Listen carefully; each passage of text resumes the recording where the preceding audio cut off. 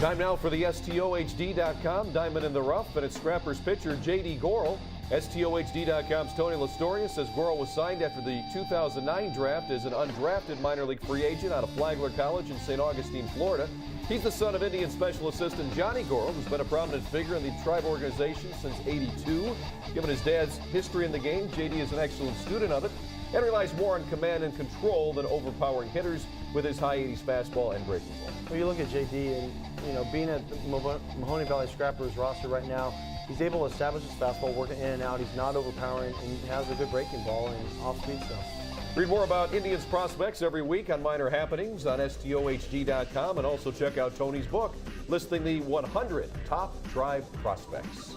And welcome back here to the show. We're joined now by Ross Atkins. Ross, great to see you. Thanks for having me. We love to have you here to talk about prospects, so let's get right into it. And one that's really emerging at the Class A level at Kinston, T.J. McFarland. Yeah, TJ's been great this year. He's, to us in player development, getting a high school player in the draft is always exciting because we have opportunities on the maturity, on the physical front, on the mental front, obviously on the fundamental side of things. And he's answered the bell with every challenge we put in front of him. He's been able to improve and make strides. So he's putting the ball on the ground at just about the highest clip, only behind Joe Gardner, who's on the team with him. Right. And it reminds us a lot of Aaron Laffey at this stage in his development. A lot of confidence, a lot of athleticism, and the ability to get a ground ball. Well, Ross, with the lefty not being overpowering but having great numbers so far at high A ball, do you expect to keep him there? I mean, because he is dominating that level so much, and if not, how quickly do we see him in Double A? Yeah, it's always a balance. He's certainly, by most measures, ready for that challenge. And then what you're balancing is whose spot is he taking. So, TJ will most likely see another level of play at some point this season.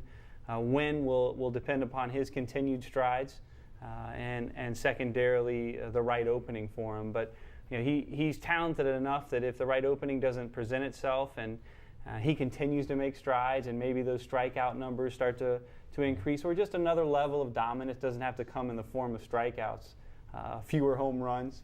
Right. Would it just show us that he doesn't belong there, then we'll get him out of there.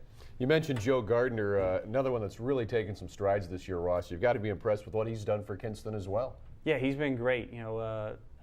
Higher profile player out of UC Santa Barbara, and came into Instructional League last year and really, really was impressive. Every one of our staff members just took a step back and thought we had something special here. So he's the best in the league at putting the ball on the ground. He's also getting strikeouts and giving up very few home runs. And as you guys know, those are the indicators.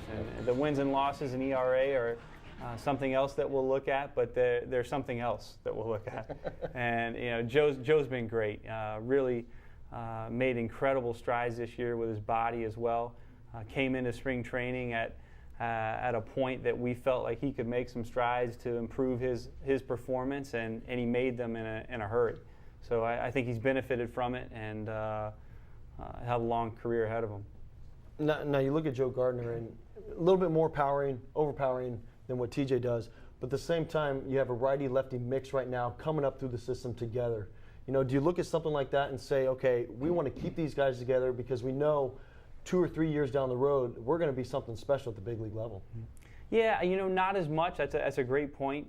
Really, we do individualize it at this point. It might be something that we start thinking about when they're in AAA.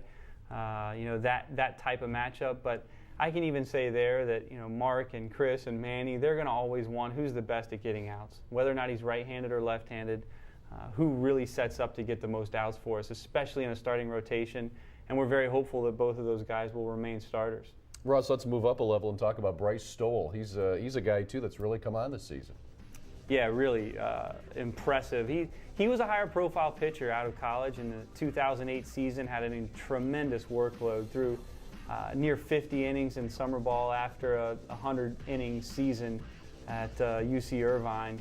And I think what we're seeing is him coming off of a significant workload, coming right into pro ball after that, and now just getting his legs under him. And the velocity has jumped up and the dominance has come back. His strikeout rate is as high as anyone's. He's somewhere near 80 punch outs in 50 some innings, you know, and you're just that's unheard of. So and touching 98 miles an hour, and you know, he's blowing guys away. The subjective remarks from our pitching coach in AA was, he has to get out of here because no one can hit his fastball. It's a good thing to have. Let's talk about some hitters right now. You have Jared Goddard in AAA right now.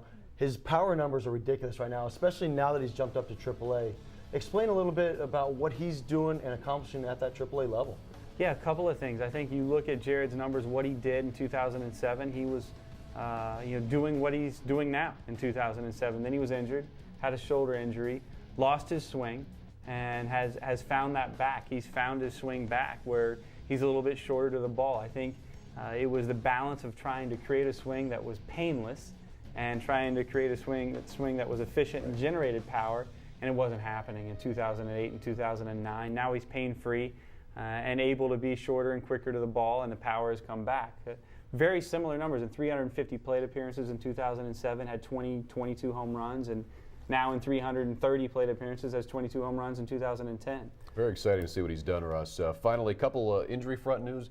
Nick Hagedorn's going to take a break at Akron with an injury, but Jason Knapp is going to start playing again in August, correct?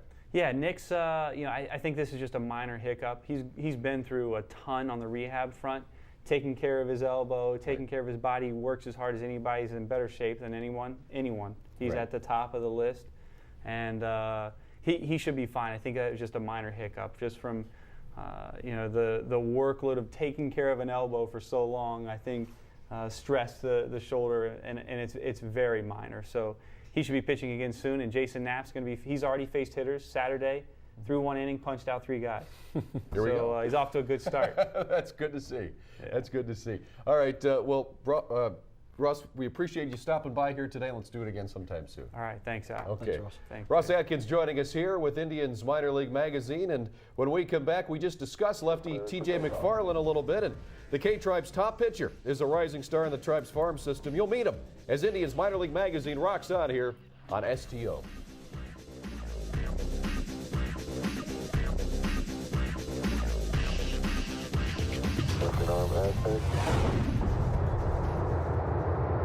Beautiful. 26, 36 feet, up.